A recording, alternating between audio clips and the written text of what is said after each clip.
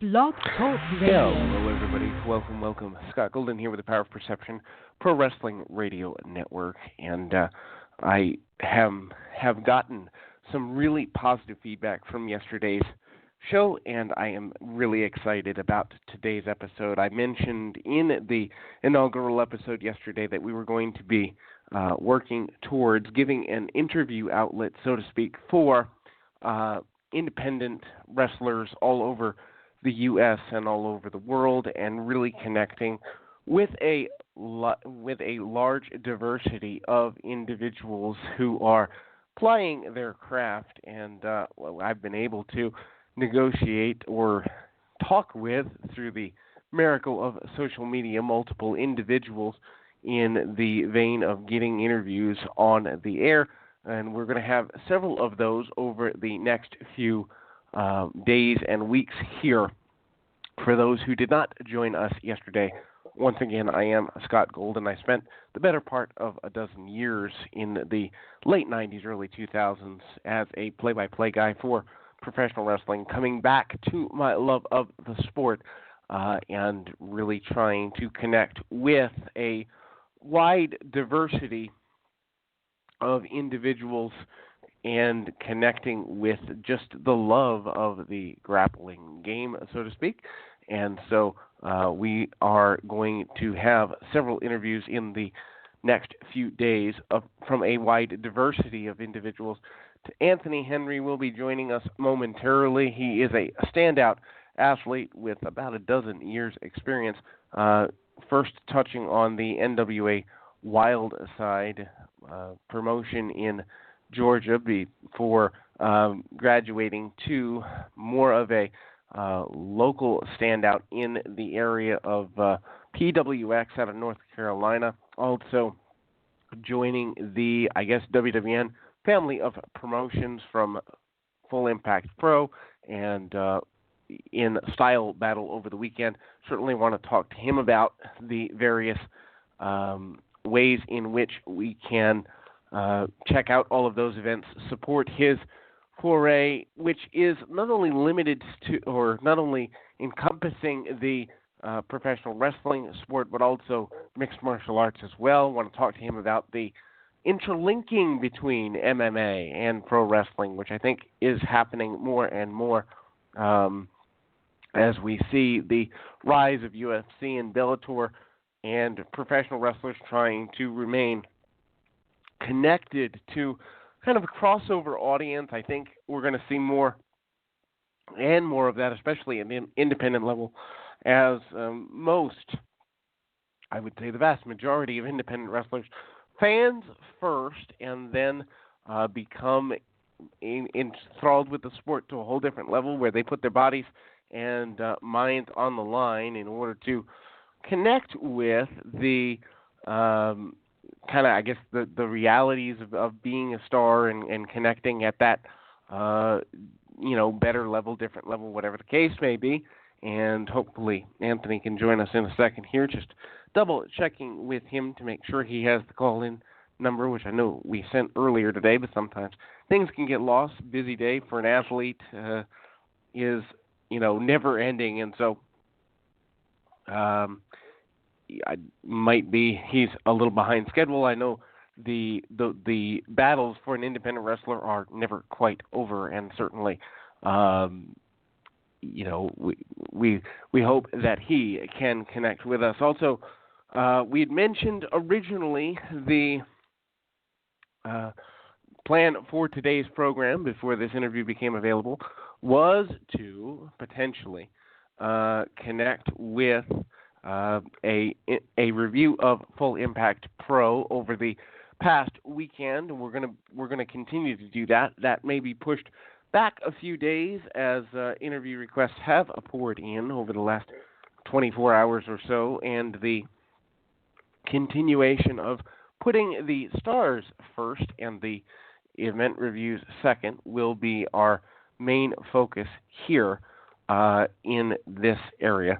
And so we will be reviewing that event as well as others. We're going to review such promotions as Shine Wrestling, a great place for ladies to ply their craft, as we've seen the WWE and various other promotions over the last, let's say, decade and a half, really focus on trying to make it a more gender-neutral experience for the individuals who are interested in trying to make sure that ladies get their fair shake of the pie, so to speak.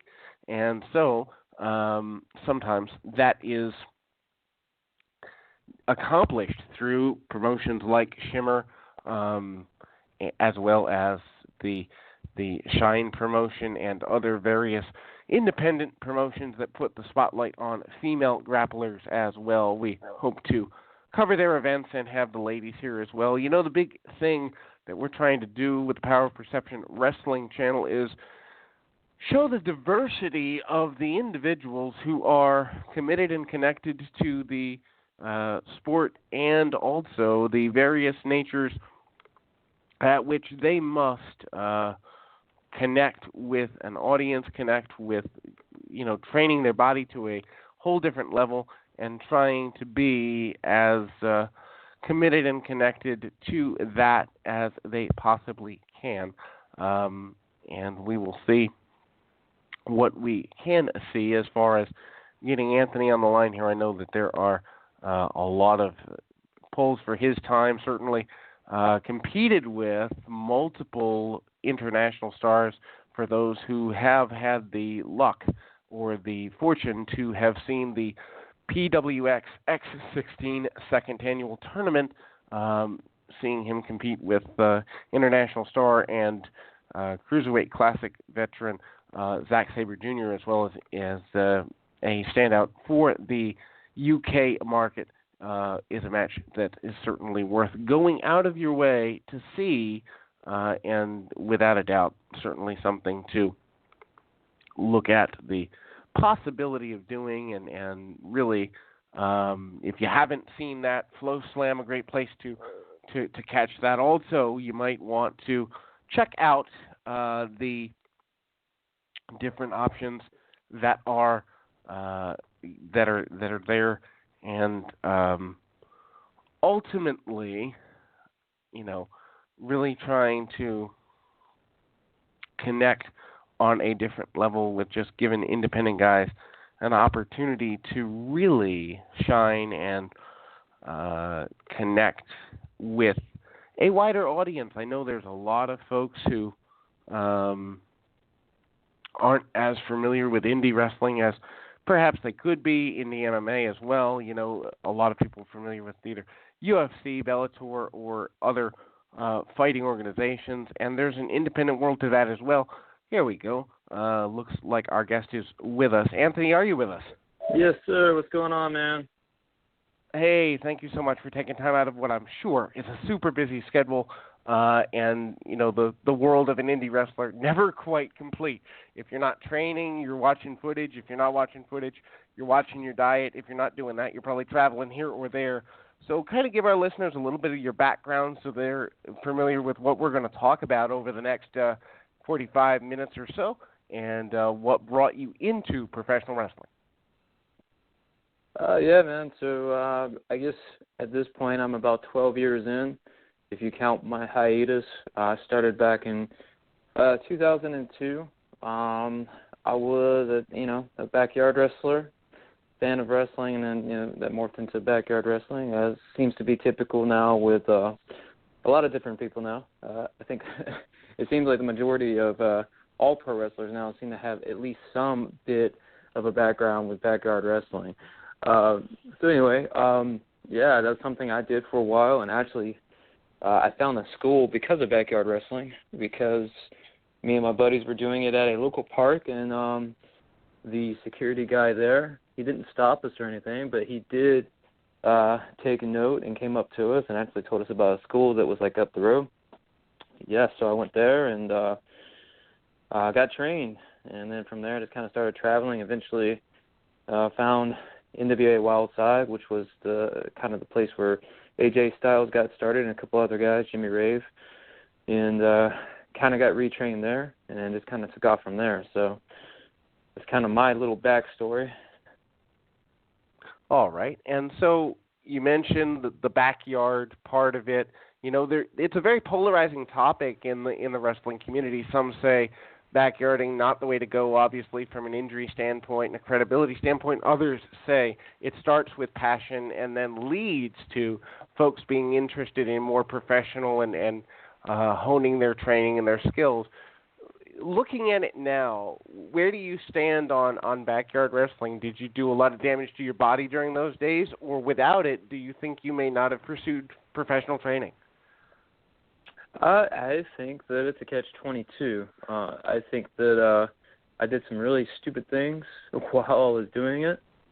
I never really got too hurt or injured or anything, so I can't say that it was that much of a detriment to my career or anything, but I would also probably venture to say that I maybe wouldn't be wrestling had that not happened, because I was just at a point in my life where I hadn't grown up, and I just was immature, so I probably wouldn't have taken the next step to be like, oh, let me go get trained and do this, had it not been for the fact that the guy was like, hey, there's a school right up the road. I would have never even looked into it, probably. All right. And so from there, you mentioned having the opportunity to train with NWA Wildside, which I know in the early 2000s and I think late 90s was a mainstay in the southern part of the country. But talk to us about having a facility where there's, I believe, weekly television at the time, a bit of a loop even in a local market, and what that did for you both career-wise and the mindset of having a place to ply your craft on a regular basis. Yes, I mean, Wildside was one of those places. It was kind of like, it had like almost like a cult following back in the day. Like it was a pretty like decently well-known indie wrestling promotion back in, like you said, like the early 2000s and late 90s. It was even a WCW a sister promotion or whatever, a feeder promotion at one point as well. And the thing about Wildside was that there were so many knowledgeable people involved in the organization. And obviously, if you look at the track record of like the talent that they've produced, like I said, AJ Styles, Jimmy Rave, you got guys that maybe are no longer working, but for a while there were pretty on their way to being something pretty big, like Jason Cross, Ray Gordy, Sal Renaro. There's a guy, Slim J, he still wrestles, and so the list goes on and on. And so I kind of just randomly went up there on a Friday night, which Wildside ran Fridays and Saturdays. Every single Friday night was a show, and that was kind of like their feeder into their TV. So not everybody that was on the Friday nights was like necessarily on the TV, but that was kind of the way of getting talent to improve to the point where they could be on TV. And so I came up on a Friday night and I saw a match with Slim J and Azriel, and it was crazy. It was insane. It was really good. And I didn't get to wrestle that night, but I came back the next week, and I pretty much was just on the Friday shows every week, probably for almost 2 years. And at that point also did some of the TV tapings here and there. But it was definitely just a great experience. You had Bill Behrens there, who still manages plenty of guys now in their business lives, like AJ Styles. He's his manager even now. So he's a very knowledgeable guy, especially when it came to TV and stuff, and just working the cameras and promos and all that sort of thing. It's interesting. You mentioned NWA Wildside, almost like a self-contained territory in the Georgia market. And then it seemed during the late 2000s and into the 2010s that we had a little bit of a downturn in, organized independence. Now, in 2017, we've got, the advent of things like the Flow Slam / WWN network promotions, as well as things like PWX. Talk to us about the importance for a pro wrestler in this era, 2017, of having a strong home promotion or a network of strong home promotion. Yeah, I mean, just independent wrestling now has, like, a lot of people talk about, like, pro wrestling dying, and that it's just not where it used to be.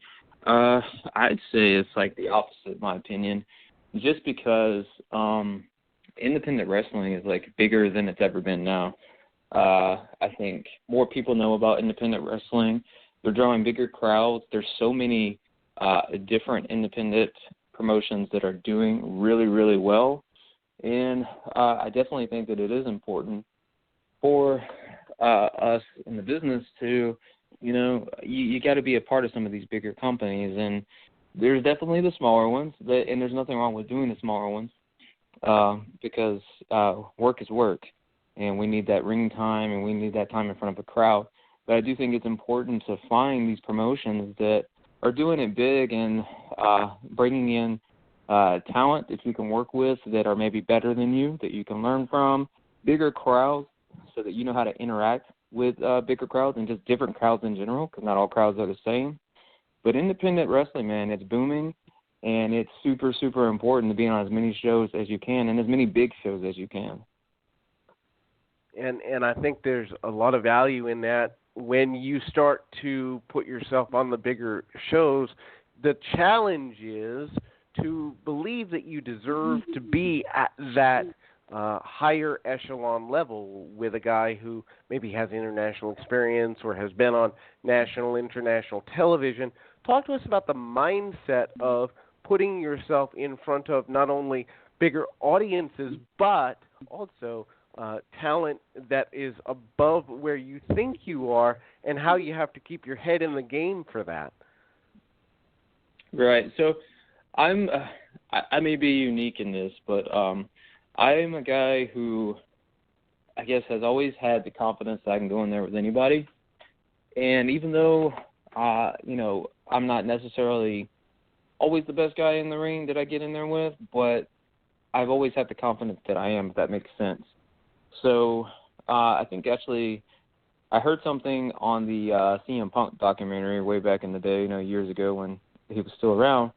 But they said something, I think Michael Hayes said something along the lines of, Punk, he wasn't always the best in the world, but he always thought he was. He always had that confidence. And that's kind of been similar with me, man. Especially through PWX, I had the opportunity to, and that I think is really what drove me to just improve drastically, was getting in there with all the guys I got a chance to get in there with. Wrestled Tommaso Ciampa 3 different occasions, Sami Callihan, Roderick Strong, David Starr, and the list goes on, Moose, etc. And each time was definitely a learning experience, but at the same time, I didn't get nervous. I always felt like I belonged in there with them. And I think that's very important for the independent wrestler, because I always look at it as these are colleagues, you know what I mean? Like, I don't look at it as, oh, man, this guy's a superstar, let me go kiss his butt or whatever. I always looked at it as, like, they're colleagues, they're where I want to be, but I'm going to prove, that I belong in there with them, and I'm going to gain their respect and learn as much as I can. So let's go a little bit further into that. My first exposure to you actually was PWX, the second annual, I believe, X16 tournament. Take us through the mentality of tournament competition, which I noticed in the independents has been more of a thing in the last, let's say, 3-5 years. As the crossover between UFC and other MMA, the tournament concept seems to be making a comeback in pro wrestling. But take us through the mindset of something like a PWX X16 or Style Battle, of which is part of this past weekend for the, WWN family of promotions. Yeah, the tournament concept's pretty interesting, especially if you're going to be going through the first round, because I feel like that also plays into the overall story of what you're looking to accomplish. There's so many different things that you could play around with in terms of the story, whether it's, things that you went over with in earlier matches that kind of the crowd is able to catch on to, maybe getting countered later on and things like that. And then also from another perspective of just being, just being a wrestler and approaching this tournament is that sometimes you don't always have a lot of time to, go over what you're going to do in there. Like on, for example, X16 on night 2, the matches, you're if you're going through, there's not that much time in between you winning your first match and going on to the next round. So you're not necessarily calling a whole lot of high spots, you know what I mean? So that's a challenging point as well. But it's a good challenge, and I think the tournament concept is a good idea. I like the fact that so many independent promotions are doing it now. And they're fun, man. They're always fun because you get to work a variety of guys in front of a crowd and tell that incredible story, especially if you're in the finals like me and Ethan were. So. All right. And so kind of looking at that process of connecting with a different style in a tournament mentality. Obviously, if you've got a guy like a Zack Sabre Jr. Or a Martin Stone, the more technical style, or if you've got a guy who is a brawler, Ethan comes to mind in that mindset. Does it change how you approach matches when there's a style conflict throughout the tournament, or do you try to make sure that your key essence as a athlete is carried through in every individual match to kind of connect with that audience so they remember you? Yeah, well, you always kind of have who you are, and I think that's important because you can't lose the essence of yourself because that just makes you a different wrestler, and then people aren't going to be able to connect with you on that level if you're changing it from match to match altogether. But at the same time, I do feel like for myself in particular, I'm always somebody who I kind of pride myself on being able to do anything. If we're having a match where it's a brawl, I can do that. If it's a technical match, maybe I prefer that a lot of times, but I can definitely do that. High flying, I don't do so many flips, but I can definitely hang in there and do some things. So I kind of also try to adapt to my opponent while still, keeping the essence of what I bring to the table in there as well. All right. And so over a 12-year career, for folks that are listening for the first time, we've got an international audience here. If you were to say maybe 2 or 3 matches that you would encourage people who have not seen you wrestle before to check out, what matches would you say are the best representation of how you want to be seen as a professional, and where can people find those? Right. So, the one that I just had this past weekend against Fred, Yehai, is one that I guess I seem to be raving about, and I've watched it a couple of times already myself, and I thought it was really good, so I've definitely checked that out. That's on Flow Slam. Also, any of the matches from the X16, especially the second night, me versus Trevor Lee versus Zack Sabre or Ethan Case, those are all really good, also on Flow Slam. And then there's also matches I had against Matt Riddle stands out to me, which that's not on Flow Slam, but it is on the High Spots Network. It was at PWX.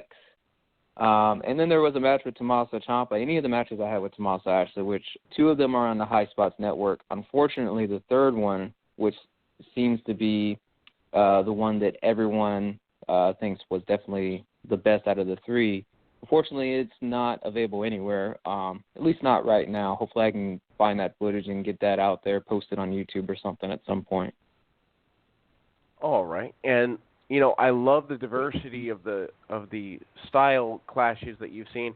I had a chance to see the Yehai match from the Styles battle, and I've got to say, what's interesting there is the blend of the MMA style with traditionalized technical wrestling that both of you employed. Is it hard when you are perhaps in the middle of a match to go, where is that defined line between too much striking and realism and not enough to where it kind of connects with the audience, but also you're in that place of, if I hit this guy, let's say 7 times, he should have been knocked out 5 shots ago. Is that difficult when you're blending MMA and traditional professional wrestling, or is that unique to the presentation of every competitor? No, I don't think so. Because, okay, so let's look at it this way. And I do have an MMA background. I had amateur and pro fights. And even today, if you watch the UFC on a regular basis, yes, if someone throws a high kick and they connect, the guy could get knocked out. There's also plenty of times where a kick do land and the guy doesn't get knocked out, and sometimes doesn't even register them. So a lot of knockouts tend to occur because of the placement of said kick or punch or whatever. So, I mean, there's always the chance also in wrestling, like in UFC, maybe I don't connect flush, where I want to connect. Maybe it hurts him, but maybe it doesn't knock him out, right? So I think sometimes wrestling fans who, kind of look at the details of these things, they don't always consider those things. They're like, oh, man, he got kicked in the head. He should be done. That's not always the case, though. It's not always the case. It also depends on the individual, because some guys have really thick craniums and just you can hit them and hit them and hit them, and they just never go down. So you got to consider all these other things as well. But I do think there is a somewhat of a line. Obviously you can't get a guy down and rain down elbows in a mounted position or anything like that, and expect people to believe that that he's just going to get back up in a minute, because obviously that's probably not going to be the case. But there's lines, and they're blurred, I think, and I think sometimes wrestling fans should just kind of enjoy what's going on, and unless it's just too over the top, you know what I mean? Well, and I think what we're doing with, or hoping to do with the reviews of shows, and I said this in yesterday's review of Style Battle, I said, look, my review is one person's opinion. It doesn't mean don't watch the show if you don't agree with me. But it does mean, hey, these are things to look at from, if you're part of the sport, or if you're a fan and you like certain styles, having a good review is like, hey, I should go check this out. And you never know if you're going to connect with a guy completely differently than the reviewer does. One thing I hate about what the internet has done to professional wrestling is just because someone expresses an opinion doesn't mean that it's gospel, but unfortunately there is a segment of the population that takes one opinion and says, okay, this person says it's good, therefore it's good, or this person says it's not, therefore it isn't. I'm interested. Oh, yeah, for sure. I'm interested in the idea behind things like the High Spots Network, Flow Slam, and other networks. Do you think in some way this could create not a replacement of a territory, but an alternative for an individual who chooses to stay independent as opposed to buying with a major national or international company? Do we think in 5 to 10 years that's possible? I think anything's possible. I think it just depends on the growth of indie wrestling in general. There are some things brewing, man, that I've heard about. I don't know exactly the organization, what is the NWL deal that's got kind of going on, where guys are getting signed to these contracts on an indie level and apparently making a decent amount of money. So I think that's pretty cool. I know plenty of guys now who are able to just do wrestling, and they're not signed to any deal or anything in anywhere. They're just able to make enough money on the indie level, whether it's just working and selling merch, whatever. They can pay their bills that way. And, even myself, oftentimes now, and it's increased, especially in probably the last year and a half, is that it's not uncommon for me on a weekend to come home with $300, $400, sometimes even $500, and that's after paying for my trans and after eating out, because I always eat out because I don't bring food. And so that's, depending on where you live, that's almost like a side job anyway. It's like having a second job. So I could definitely see it being possible in the future. Who knows, right? Right. And so we all know that injuries are an unfortunate part of any competitive sport. What's the worst injury you've suffered thus far in your career? I really, at least to my knowledge, haven't had anything too horrifying.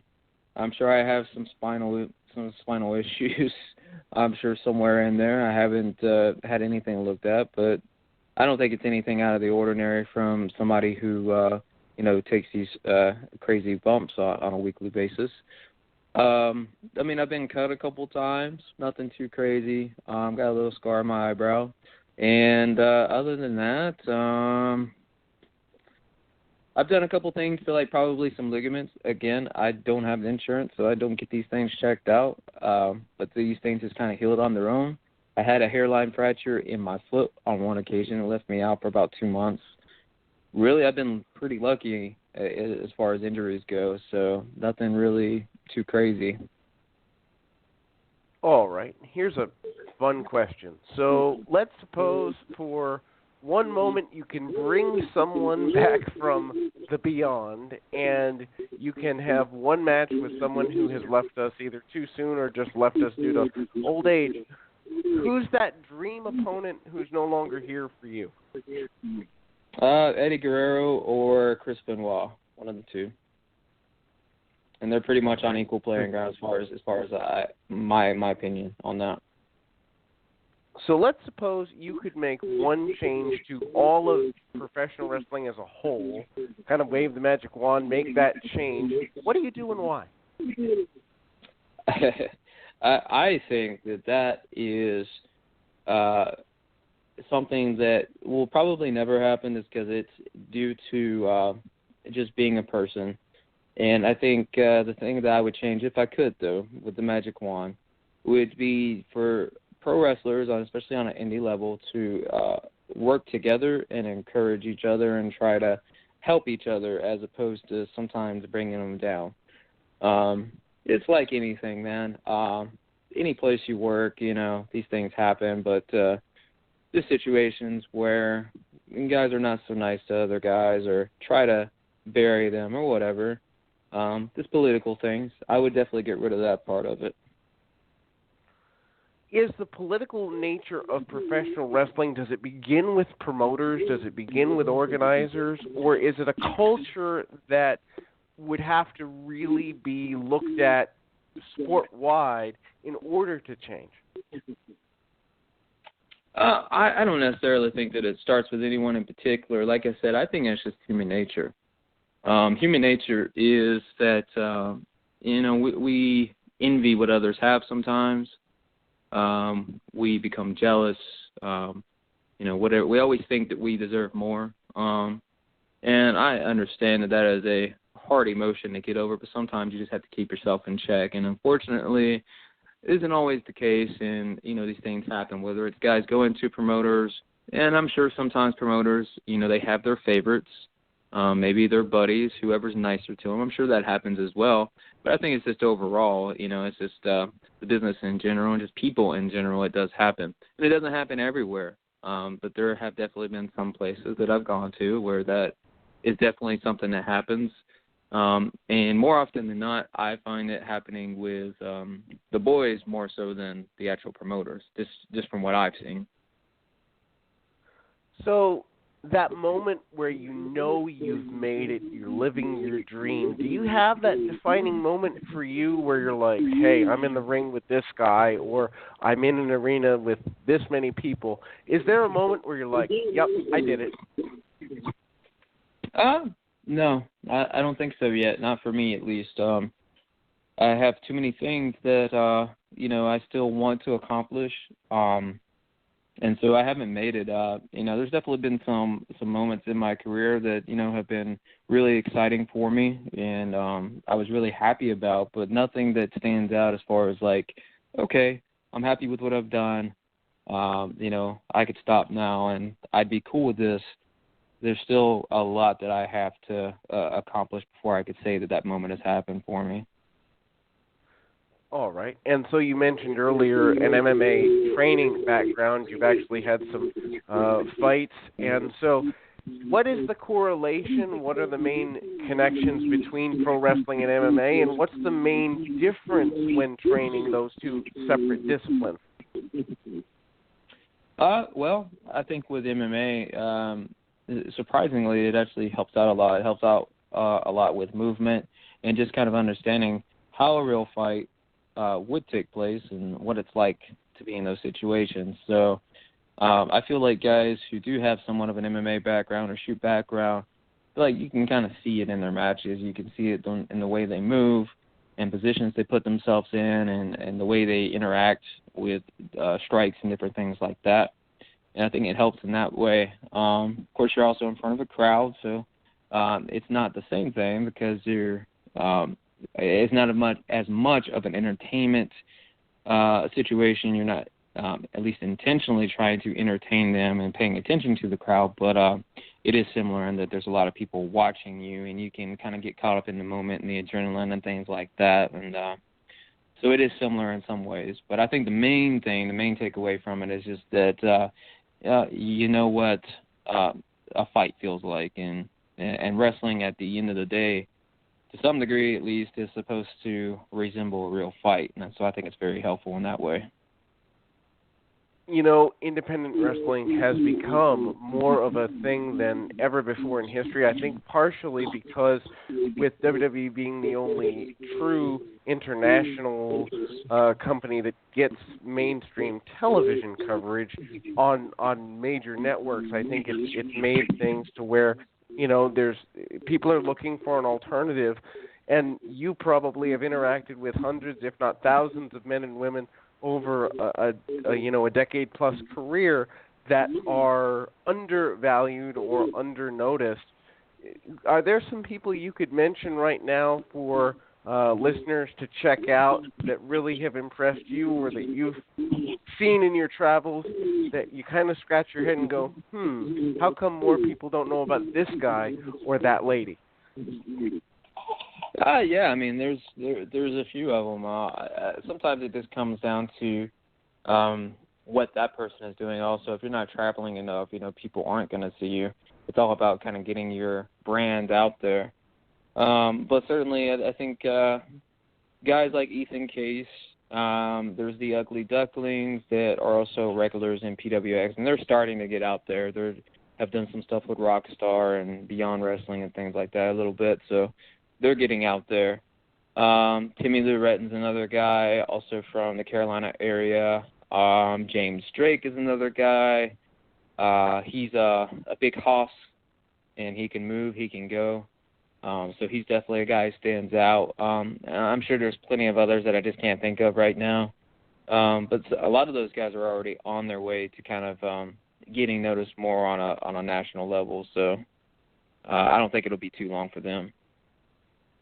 You mentioned something that I think is really important, and that's the branding side for independent wrestlers.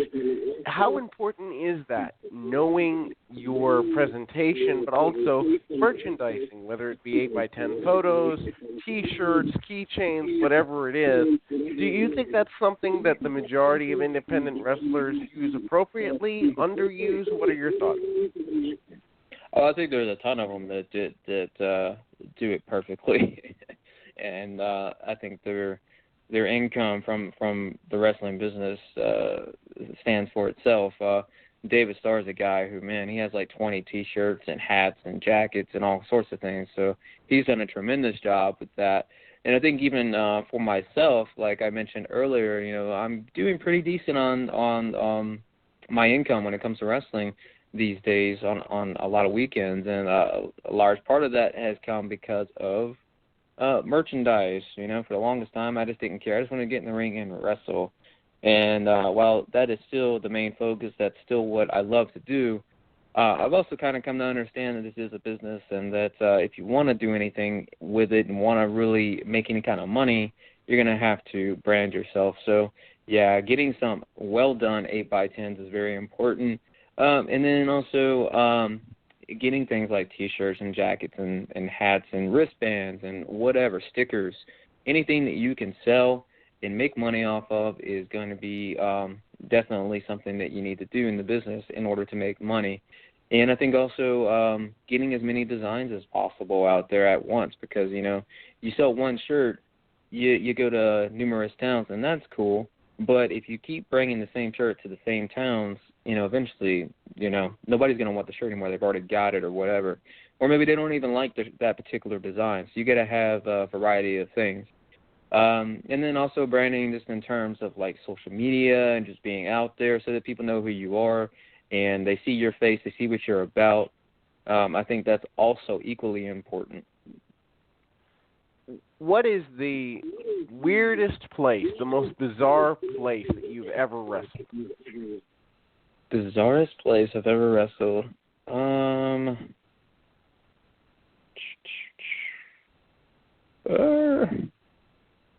Trying to think. I'm sure there's weirder places, but I tell you, that place that we did Style Battle and FIP at this past weekend, it wasn't necessarily the weirdest venue as far as, like, what it looked like, but when I walked in and I realized that there was no roof and it was freezing outside, that was an interesting place to wrestle at, because I knew it was going to be a fun night on both nights. Well, and I think we got to tell the backstory there.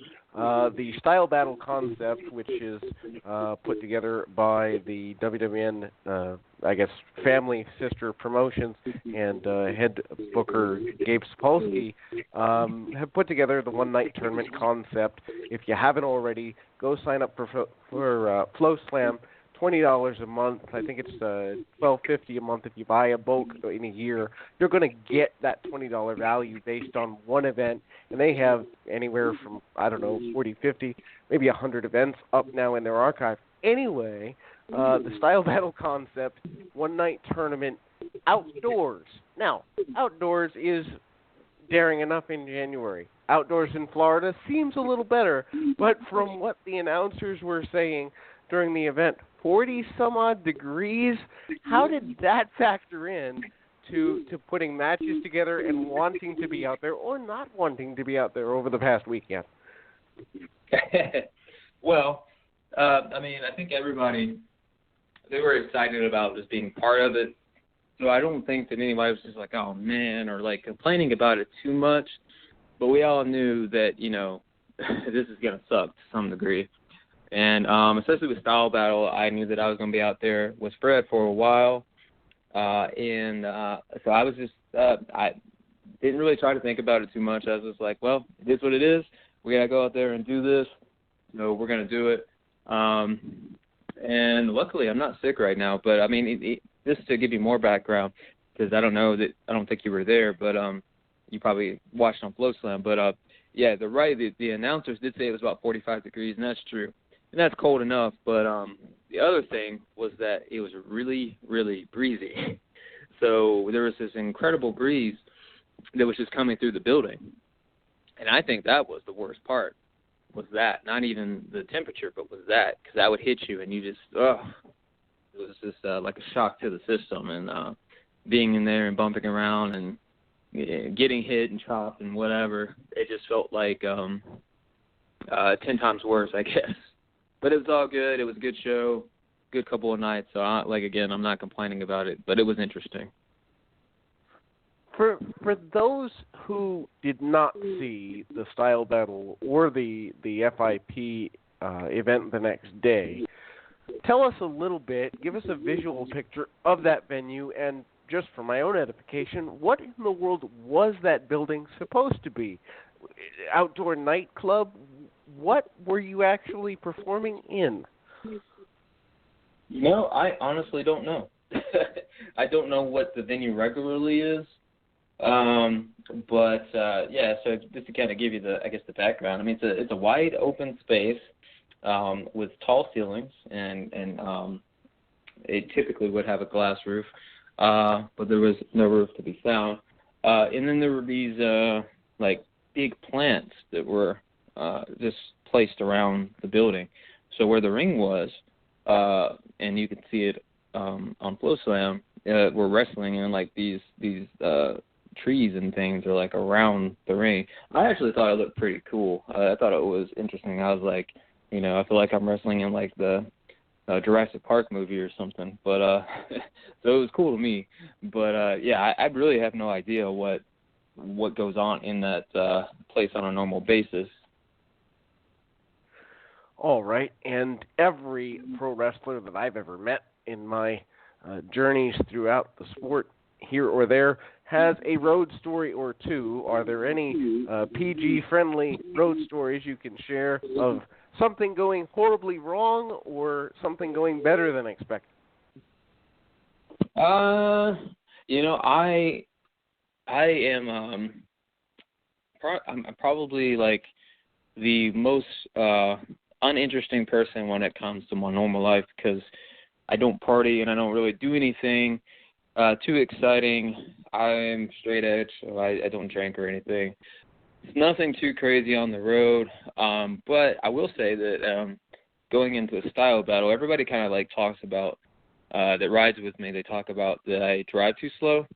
The funny thing about it is that on the way to style battle, we're about 2 hours in, and we're in Poole, Georgia, and I get pulled over and I get a speeding ticket. And I was really, really angry, and I was a douchebag to the cop because I was angry. And so it's not too crazy of a story, but that's about all I got right now. Is all I can think of. That's the most recent thing that happened. So.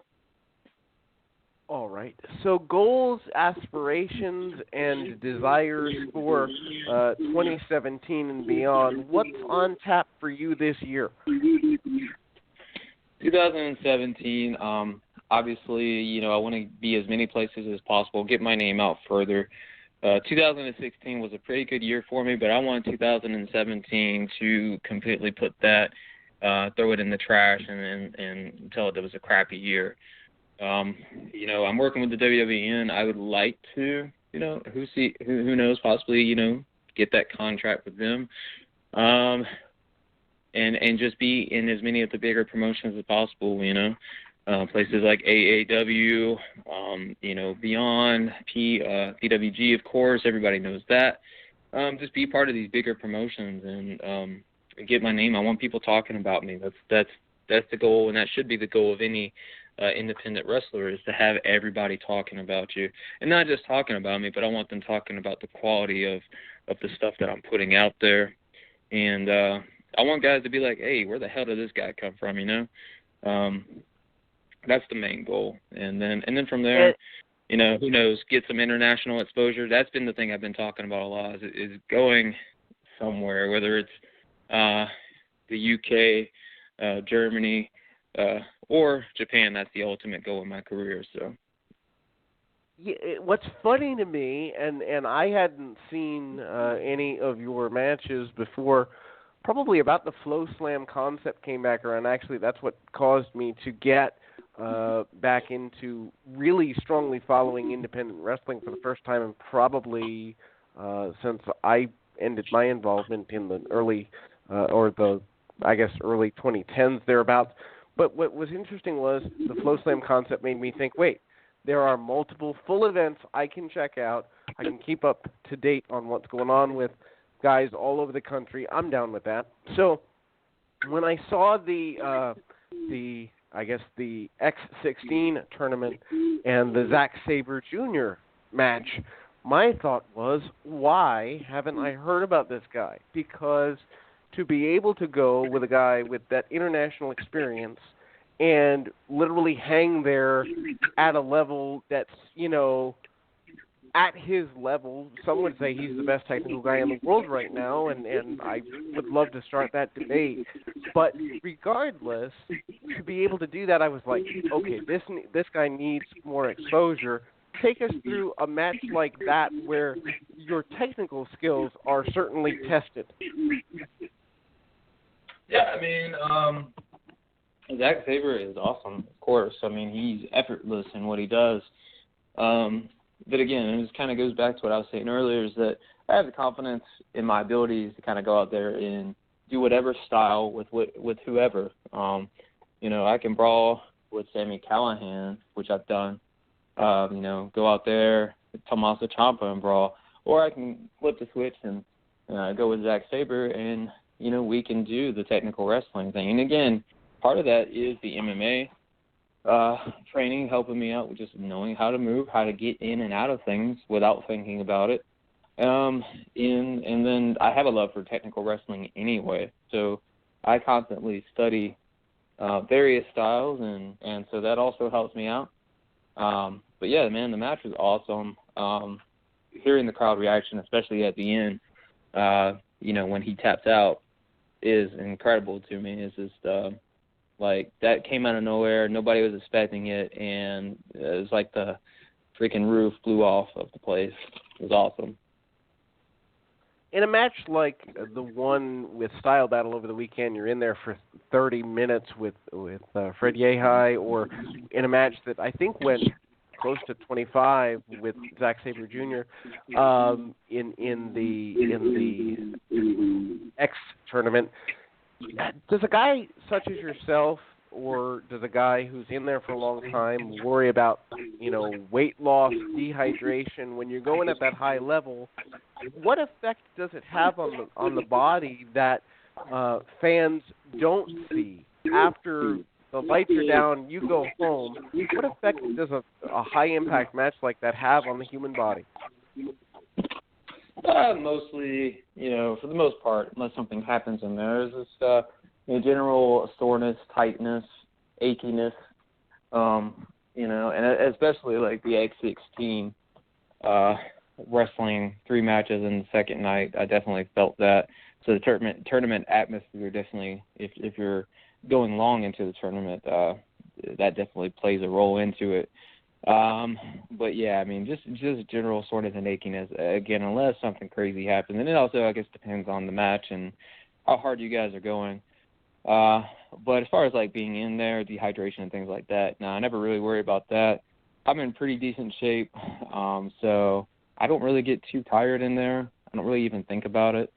The main thing, again, is just maybe on the ride home, I'm like, okay, so this is going to be a fun 4-hour, 5-6 hour drive, whatever it is, just due to the achiness and stuff. All right, we've got about just under 5 minutes remaining or so. I want to give you an opportunity to get your social media involvement out there, where people can see you wrestle in the weeks upcoming, and also how they can get a hold of merchandise and support you continuing to better yourself at the craft of your choice. Yes, sir. So, I mean, like the two main social media outlets that I use, Facebook and Twitter, which are both Antony Henry, which is Antny Henry. I kind of came across the world of the Twitter wrestling. It's a thing, apparently. But it's awesome. I seem to get a lot more interaction from Twitter than I do the Facebook. But they're both there, and you can see the dates and stuff on both of those. Don't really use the Snapchat too much, but if you do want to check out merch, you can definitely contact me via the Facebook, the Twitter, or you can go to the Pro Wrestling Tees shop, which is actually Pro Wrestling Tees and it's /Henry Smashing. Yeah, Henry Smashing with an ING.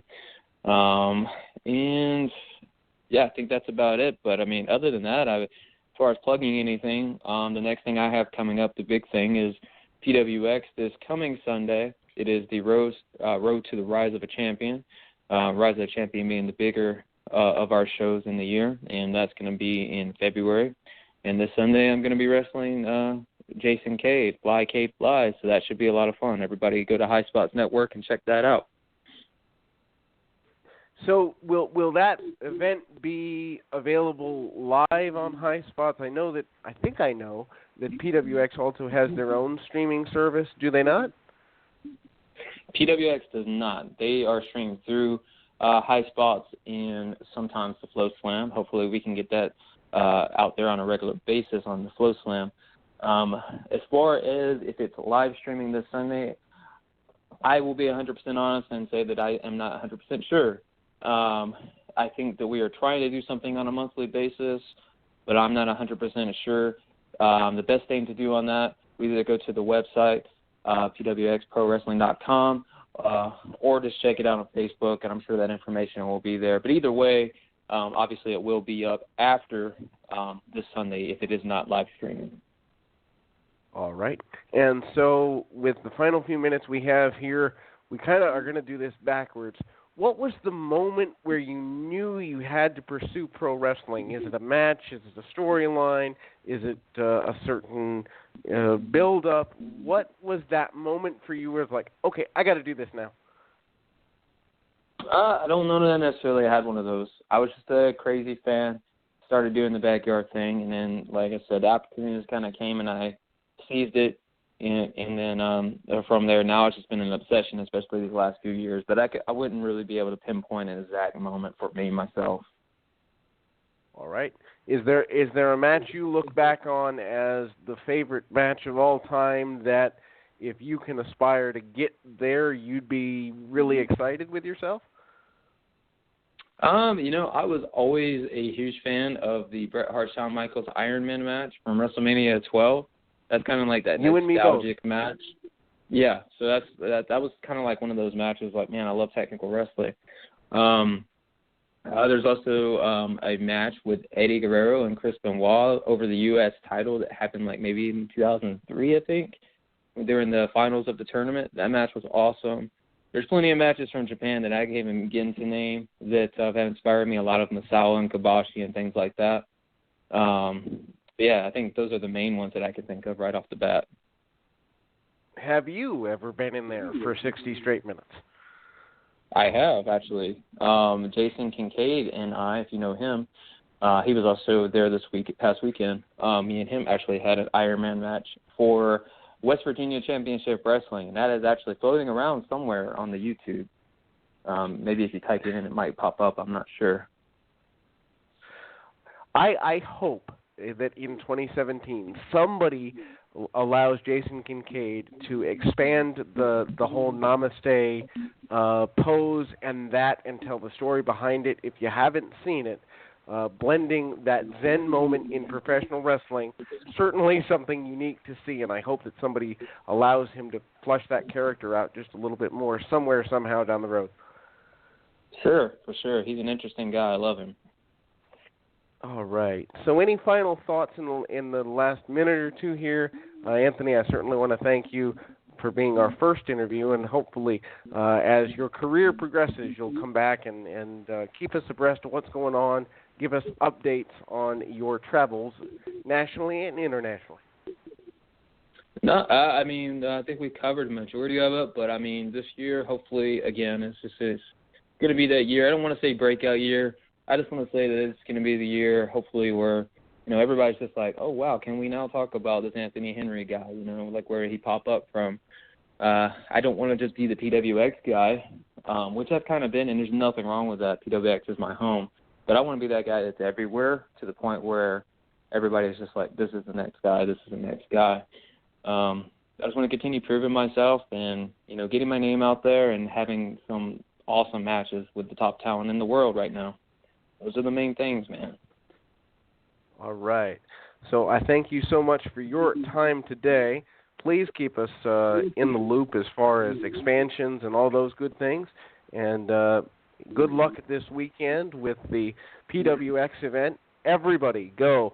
$10, rather than giving it to a multi-billion-dollar company, give it to somewhere like iSpots TV and or Flow Slam, and support guys and girls who are really the heart and lifeblood of professional wrestling in 2017 and beyond. Yes, sir. You said it well. Thank you so much for having me. I really appreciate it. Hope to talk to you soon. All right. You take care. And so for those who are still here live, we've got 60 seconds remaining. Once again, this is the Power Perception Pro Wrestling Network. If you're interested in the other part of what we do, hop on over to @POPerception on Twitter. Nearly 42,000 people following our main network, which is the Power Perception Radio Network. This is an offshoot of that project. Also, if you want to get in touch with us, @POPerception, great way to do that. POPerception@AOL.com if you want to be a guest, if you're a promoter looking to promote your events and or any professional wrestler looking to expand yourself. Once again, keep your feet on the ground, your mind in the moment. Until next time, everybody.